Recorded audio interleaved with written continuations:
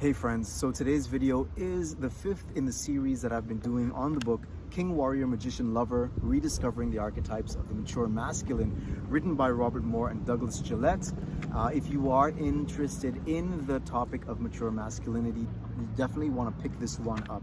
So today's video is more specifically on the lover archetype.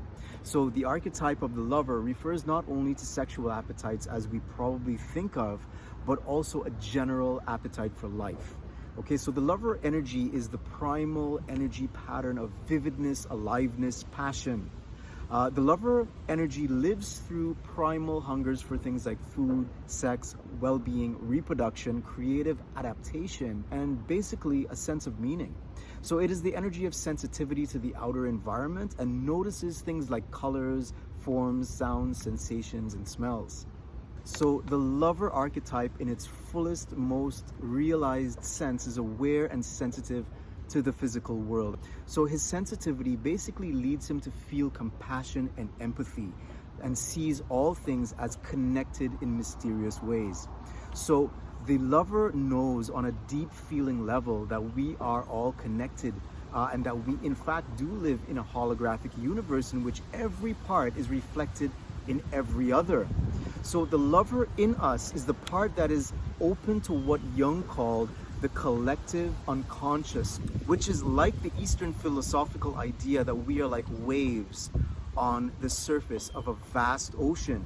So the lover energy has access to this vast underlying oceanic connectedness and basically wants to live out that connectedness that he feels with the world inside in the context of his own powerful feelings, and on the outside in the context of his relationships with other people.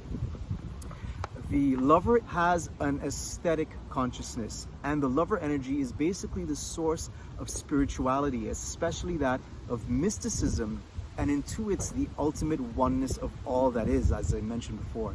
So not only does he feel the joy of life, but he also feels the pain of others.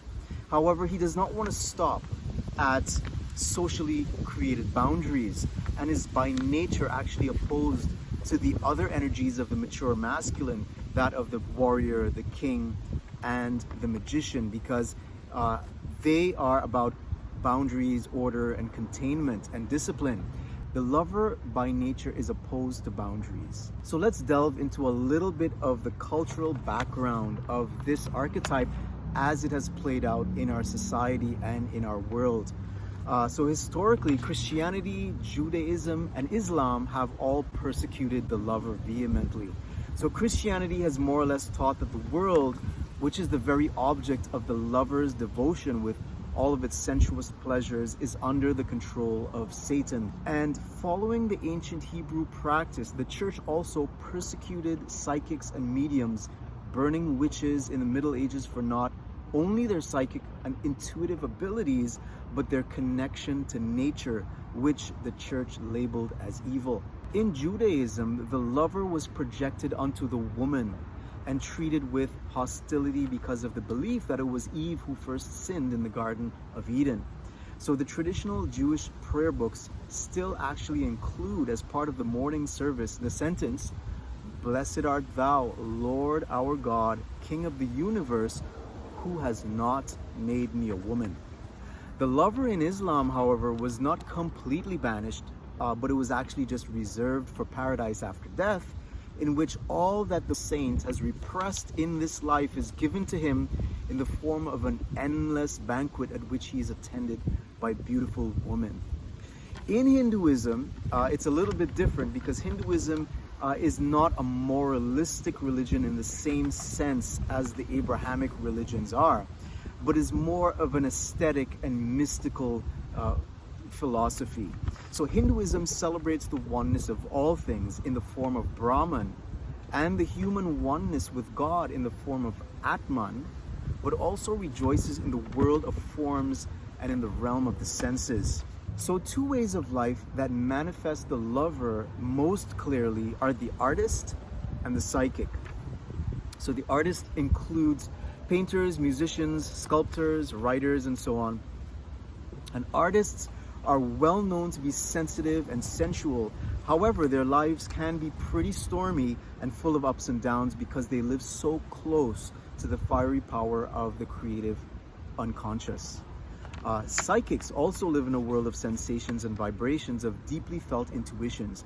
So they move about in a world behind or beneath the seen and logical, from which they receive intuitive impressions.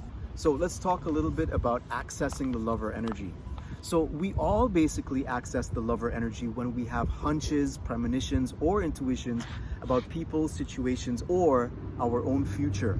So any artistic or creative endeavor draws upon the lover for creativity. So connoisseurs and those who appreciate fine foods and wines, buffs, collectors, and fans of all kinds are actually all accessing the lover energy. So all of us access this energy as well when we just stop doing and just let ourselves be and feel without the pressure to perform. So this archetype is felt strongly in our lives, from the thrill of falling in love to the delight of our significant other's beauty of body and soul as well. Okay, so let's get into the topic of the shadow lover. So I just want to call out the fact that the use of the word shadow in these videos is coming from the way that the authors have used it in the book. And is not to be confused with the term shadow as used in a Jungian sense to talk about anything that is repressed out of the persona. I'm not going to get into it in this video, but just suffice to say, if you're listening and you are aware of the term shadow in a Jungian sense to refer to any aspect that has been relegated to the unconscious by means of repression, this is not the way I'm using the term here. I'm just using the term in the way it's used in the book to denote the darker aspects of the archetype, the dysfunctional aspects of the archetype. So remember, when the authors refer to the shadow, they're referring to those aspects that are either the overactive or the underactive pole of that energy.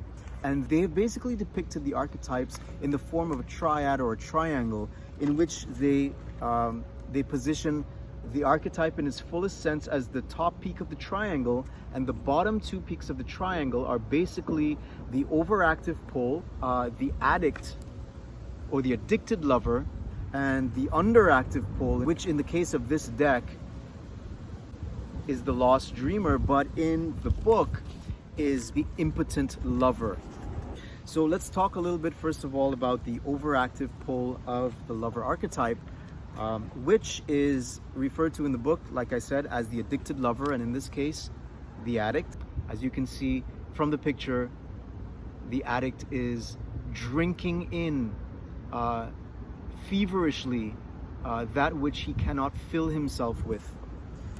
So the addicted lover does not see why he should limit his sensual or sexual experience in the vast world of unending pleasures. So he literally becomes lost in an ocean of the senses, and the slightest impressions from the outer world are enough to pull him off of his center. He's so easily pulled off of his center that he is basically not the master of his own fate and becomes the victim of his own sensitivity. This is really evident in addicted personalities, people who can't stop eating, drinking, abusing substances or drugs, or stuck in an addictive relationship. So he's always searching for something, but does not really know what he's looking for, and is always off on some adventure and unable to settle down. So the man moving from one partner to another is a man whose inner structures have not yet solidified. And because he himself is fragmented on the inside and not centered, he's pushed and pulled around by the illusory wholeness that he thinks is out there in the world of feminine forms and sensual experiences. So this phenomenon is characteristic of men with pornography collections, in which they may marvel at the beauty of the parts of the body, but are unable to experience a lover as a whole being, psychologically, physically, and certainly not as a unity of body and soul, a complete person with whom he could have an intimate human relationship. So the unconscious is often portrayed in myths and dreams as the chaos of the ocean, and is seen as feminine, and more specifically as the mother. And so the addict can still be seen as having unresolved mother issues. So the man under the power of the addict is still within the mother and is struggling to get out. He basically needs to develop his ego structures outside of the unconscious, and he needs to go back to the hero stage of masculine development and slay the dragon of his overconnectedness with the mother. So the addict must learn the need for boundaries and a need for masculine structure and discipline. So let's talk a little bit about the passive pole or the underactive pole of the lover energy. That which is referred to in the book as the impotent lover. In this deck, it is depicted as the lost dreamer.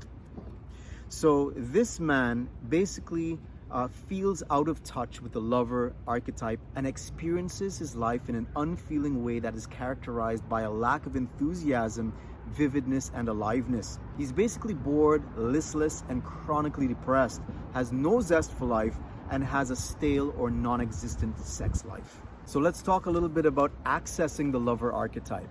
So if we are properly accessing the lover, we basically feel related, connected, alive, enthusiastic, compassionate, empathetic, energized, and romantic about our lives, our goals, our work, and our achievements. So we will have a sense of meaning and basically what we call spirituality. So this archetype allows us to have a longing for a better world, not only for ourselves, but also for others. And the lover archetype keeps the other masculine energies humane, loving, and related to each other. Now remember, the other three archetypes of the mature masculine, that of the king, the warrior, and the magician, they all harmonize with each other. That's because of the fact that without the lover, they are essentially detached from life. So those other three archetypes need the lover to basically energize them and humanize them, keeping them from becoming sadistic, and it basically gives them ultimate purpose. And that purpose is that of love. So the lover needs the other three archetypes just as the other three archetypes need the lover. So the lover needs the king to give him boundaries and structure. The lover needs the warrior in order to act decisively, and the lover needs the magician to help him from becoming ensnared by his emotion and by helping him to get a more objective perspective on things. So as you can see, the lover archetype is not one that we can just throw out the window. We actually need it in order to balance the other three archetypes so that we are a whole being. So remember, when it comes to mature masculinity, the thesis of the book is that we need to balance and we need to bring online all of the four archetypes so that we are not off balance individuals. Hey guys, if you have watched the video this far, I want to thank you for sticking around. If you have watched all of the videos in the series, I also want to thank you for paying attention, for lending me your ears. I hope that this series has been helpful in some sort of way. And if you're interested in the topic, I would highly recommend that you pick up the book. Now, if you found that there was any value whatsoever in the video, I'd like to ask you if you can hit the like button. That helps me, first of all, just to show recognition for the fact that I've done this work to summarize the contents of the book and bring them to you. And it also helps to push the video up in the feed so that other people may see it more easily and benefit from its contents. So if you're interested in this type of content in general, I'm going to encourage you to subscribe to the channel and stay tuned for more videos like this on personal evolution. Have yourselves an amazing day.